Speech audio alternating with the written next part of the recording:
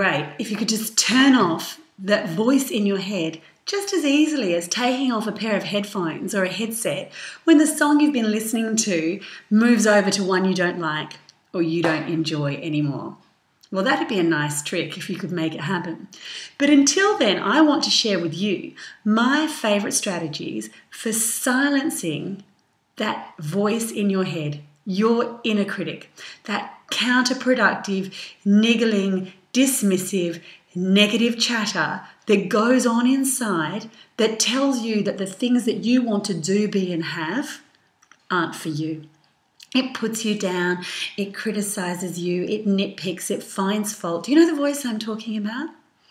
So, whilst you might not be able to just take off a pair of headphones, there are some things you can do to shut that voice up. So, the first thing you need to do is actually start listening in to how obnoxious and offensive that little voice is. Most of the time, people find these little voices. It's usually actually a conversation. It's a dialogue. It's a, nah, you're not good enough. Well, no, you really aren't. Going on in your head. So most of the time, this is just such a natural part of people's internal life that they don't even notice it's going on. And when you can increase your awareness to what is actually being said by your inner voice or your inner critic, it can be quite shocking. There is no way you would speak to a friend, a child, a loved one in anywhere near that tone or with that attitude.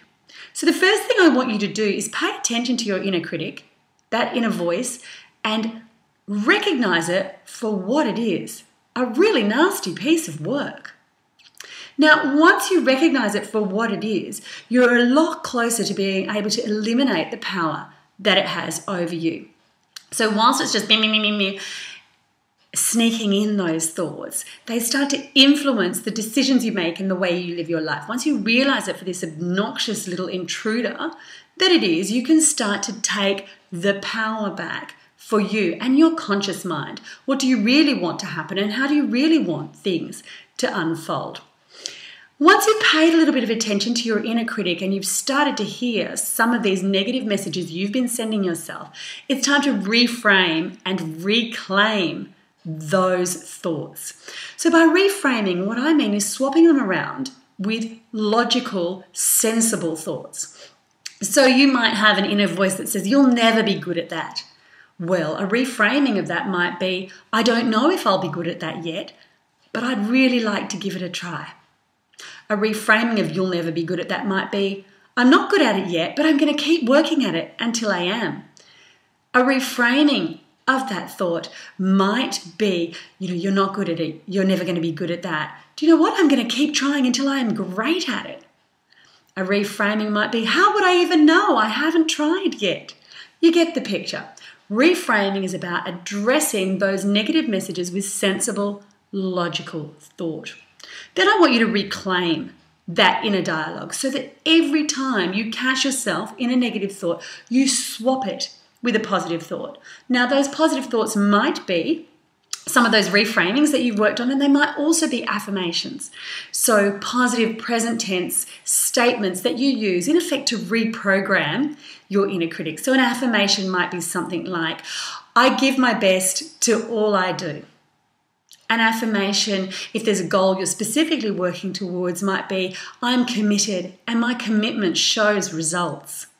An affirmation for something that you're working towards could be something along the lines of, I see my success and I work towards it. These are the kinds of things you can do to reclaim that inner voice. So when you find yourself hearing, because you raised your awareness, these nasty voices in your head, you need to reframe them and then you need to reclaim them.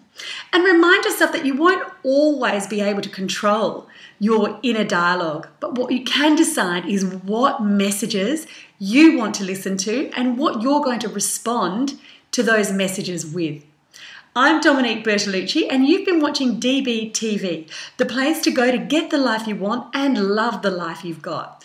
If you've liked this video, please like it and share it with your friends. I'll be back again next week, and until then, take care and remember, it's not about having it all, it's about having the things that matter.